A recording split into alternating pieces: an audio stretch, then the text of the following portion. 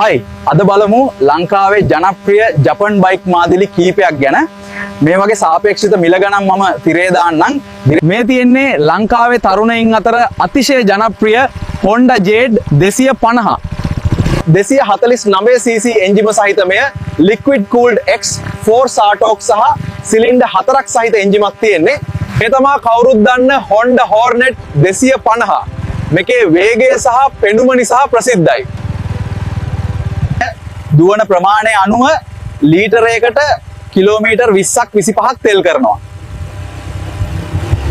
මේකත් 249cc එන්ජිම සහිත මෙය liquid cooled NS 4 stroke and 16 valve සහ සිලින්ඩර් 4ක් සහිත එන්ජිමක් තමයි තියෙන්නේ. මේක ගැන දන්නවනේ මට ගොඩාක් විශ්වාසවන්ත සහ නඩත්තු කිරීමට පහසු Suzuki GN125.